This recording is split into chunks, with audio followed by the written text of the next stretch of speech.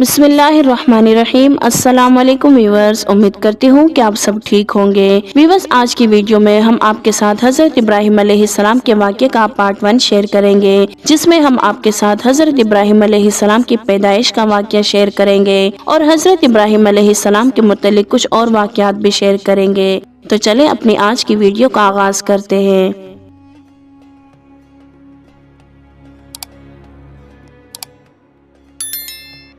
سیدنا حضرت ابراہیم علیہ السلام کا انبیاء کرام کی جماعت میں خاص مقام ہے اور آپ علیہ السلام ہمارے حضور صلی اللہ علیہ وآلہ وسلم کے سوا تمام انبیاء کرام سے افضل ہیں۔ آپ علیہ السلام ہمارے پیارے نبی صلی اللہ علیہ وآلہ وسلم کے جد امجد ہے، اسی لیے آپ کی کنیت ابو محمد اور ابو الانبیاء ہے، اور ہمارے حضور صلی اللہ علیہ وآلہ وسلم اپنے جد امجد سے بہت مشابہ تھے۔ چنانچہ آپ صلی اللہ علیہ وآلہ وسلم نے ارشاد فرمایا، اما ابراہیم فانظروا الی صاحبکم، کہ تم لوگ اگر ابراہیم علیہ السلام کو دیکھنا چاہو تو اپنے ساتھی یعنی محمد صلی اللہ علیہ وآلہ وسلم کو دیکھو۔ آپ علیہ السلام کی مہمان نوازی بھی بڑی مشہور ہے، اسی وجہ سے آپ علیہ السلام کی کنیت ابو الفیضان بھی ہے۔ آپ علیہ السلام کا زمانہ ہمارے آقا خاتم النبیین صلی اللہ علیہ وآلہ وسلم کے زمانے سے 2585 سال قبل تھا۔ حضرت ابراہیم علیہ السلام قصبہ اہواز میں پیدا ہوئے۔ حضرت ابراہیم علیہ السلام شہر بابل یا اس کے اطراف میں رہتے تھے، جن کے کھنجرات اب تک موجود ہے، جو بغداد سے 40 میل کے فاصلے پر ہے۔ یہاں طوفان نوح سے پہلے غالباً بنی آدم کی آبادی سے ملک ارمینیا، عراق اور ایران اور شام وغیرہ آباد تھے۔ یہیں سے پھر تمام ملکوں میں بنی آدم پھیلتے گئے۔ محمد بن اسحاق رحمۃ اللہ علیہ نے فرمایا ہے کہ نمرود بن کنعان بادشاہ نے ایک خواب دیکھا کہ ایک ستارہ طلوع ہوا ہے کہ اس کی روشنی سے آفتاب اور مہتاب بے نور ہو گئے ہیں۔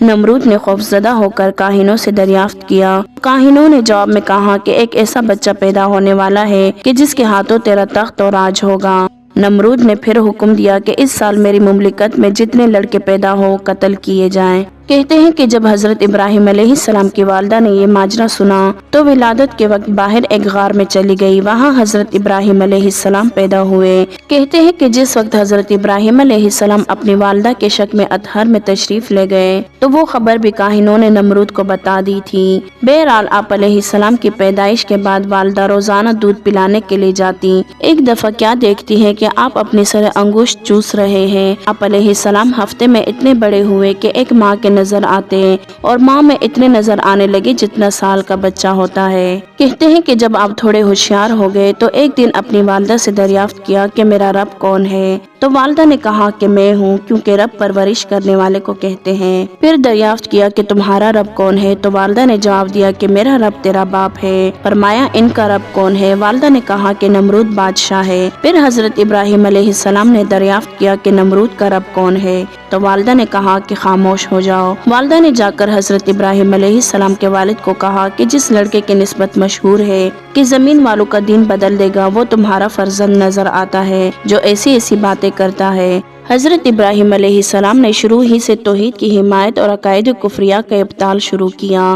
جب اس غار سے شب کے وقت نکلے تو ستارہ زہرا یا مشتری کو دیکھا تو کہا یہ میرا رب ہے، چنانچہ ارشاد باری تعالیٰ ہے۔ پھر جب رات نے ان پر اندھیرا کر دیا تو انہوں نے ایک تارے کو دیکھا، کہا کہ یہ میرا رب ہے۔ پھر جب وہ ڈوب گیا تو انہوں نے کہا کہ میں ڈوب جانے والوں کو دوست نہیں رکھتا۔ پھر جب انہوں نے چاند کو چمکتے ہوئے دیکھا تو کہا کہ یہ میرا رب ہے۔ پھر جب وہ ڈوب گیا تو کہنے لگا کہ اگر میرا رب مجھے ہدایت نہ دے تو میں ضرور گمراہ لوگوں میں سے ہو جاؤں گا۔ پھر جب سورج کو چمکتے ہوئے دیکھا تو کہا کہ یہ میرا رب ہے، یہ سب سے بڑا ہے۔ پھر جب وہ بھی ڈوب گئے تو انہوں نے کہا اے میری قوم، میں اس شرک سے دور ہوں جو تم کرتے ہو۔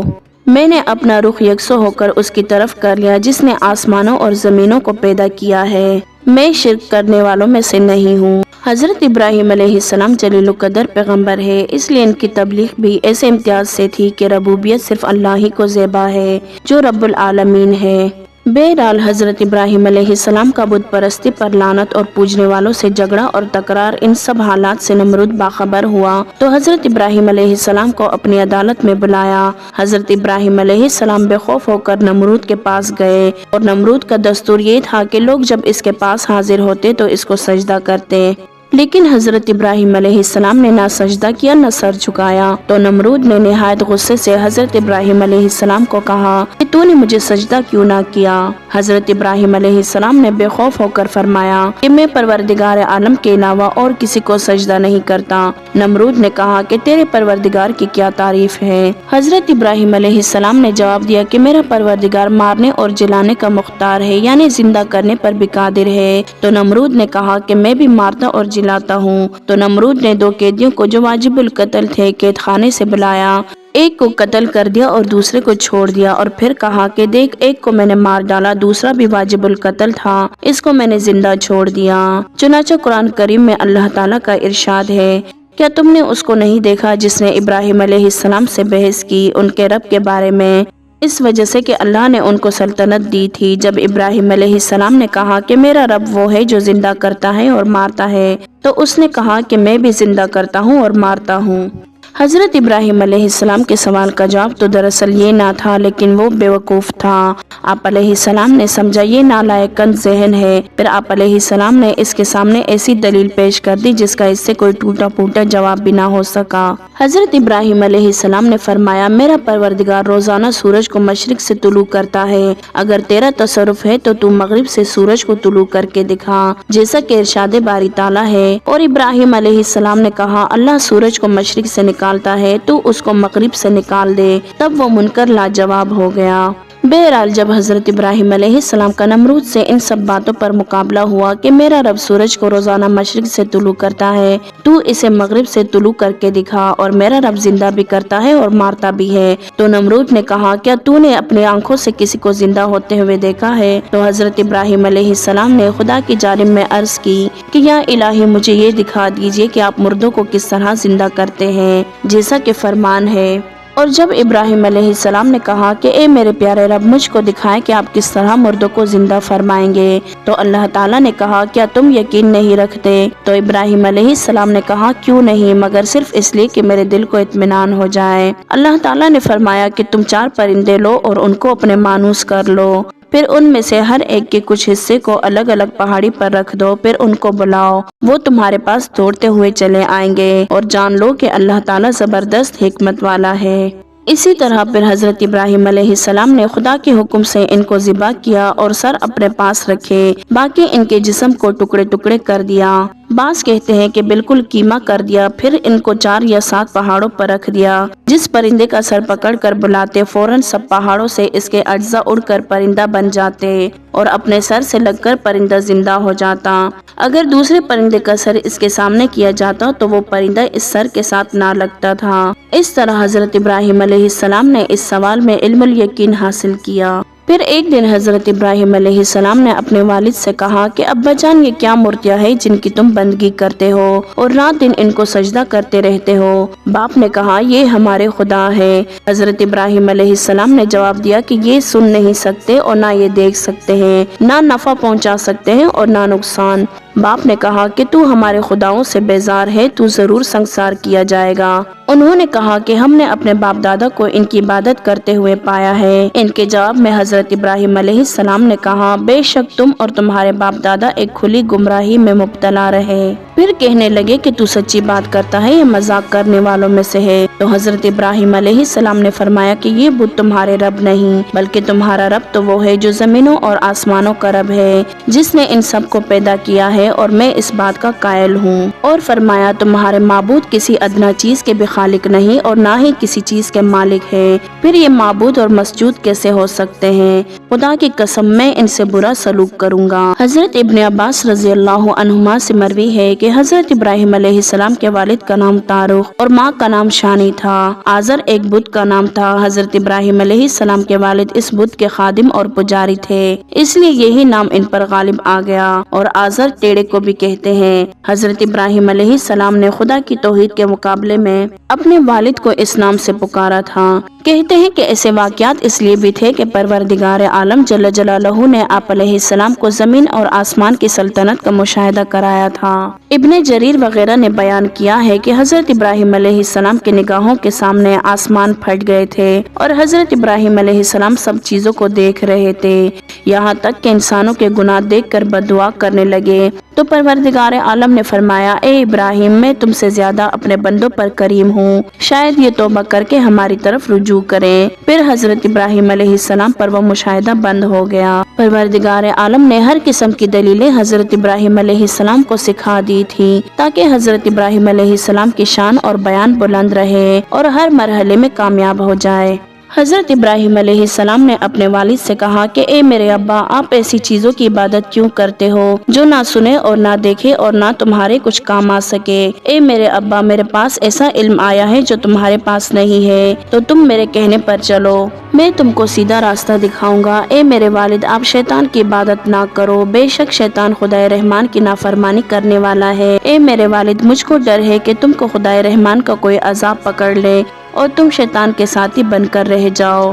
حضرت ابراہیم علیہ السلام کی ایسی نرم وصیت کا بھی باپ پر کچھ اثر نہ ہوا اور جواب میں کہا کہ اے ابراہیم، تو ہم کو ہمارے معبودوں کی عبادت سے منع کرتا ہے، یاد رکھ اگر تو باز نہ آیا تو تجھے سنسار کر دیا جائے گا۔ بہرحال حضرت ابراہیم علیہ السلام نے اپنی قوم اور والد کو ہر طرح سے سمجھایا۔ جب ان کے ایک بڑے میلے کا وقت آیا تو باپ نے حضرت ابراہیم علیہ السلام سے کہا کہ کل ہماری عید ہے، جنگل میں میلہ لگے گا، ہم نفیس کھانے پکا کر بتوں کے سامنے رکھیں گے اور میلے سے واپسی پر آ کر تبرکن کھائیں گے، تم بھی ہمارے ساتھ چلو اور ہمارے میلے کی رونق دیکھو، پھر واپس آ کر بتوں کی سجاوٹ دیکھنا۔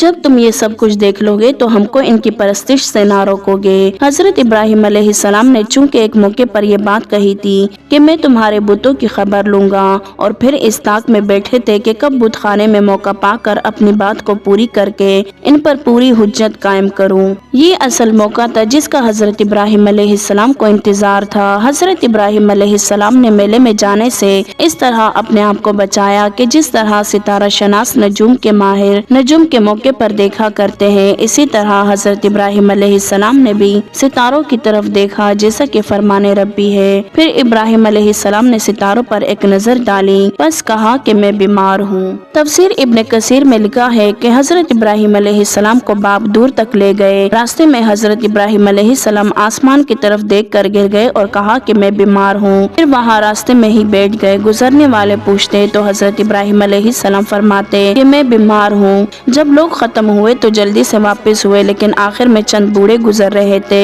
ان سے کہا کہ آج میں تمہارے بتوں کی مرمت کرنے والا ہوں۔ چونکہ حضرت ابراہیم علیہ السلام عید سے 2 دن پہلے بھی بیمار تھے، اس لیے باپ کو بھی یقین آ گیا کہ آج پھر بیمار ہو گئے ہوں گے۔ جب قوم کے سارے لوگ میلے میں چلے گئے تو حضرت ابراہیم علیہ السلام ان کے جانے کے بعد بڑے بت خانے میں گئے اور ایک کلہاڑا لے کر بتوں کو توڑنا شروع کر دیا۔ جیسا کہ ارشاد باری تعالیٰ ہے تو وہ ان کے بتوں میں گھس گئے، کہا کیا تم کھاتے نہیں ہو؟ بس فرمایا یہ اعلیٰ قسم کی چیزیں ہیں، کیوں نہیں کھاتے؟ تم کو کیا ہوا ہے کہ تم کچھ بولتے نہیں؟ پھر ان کو پوری قوت کے ساتھ مارا، کلہاڑے سے مار مار کر ٹکڑے ٹکڑے کر دیے، چھوٹے بتوں کو ریزہ ریزہ کر کے کلہاڑا بڑے بت کے کاندھے پر رکھ دیا۔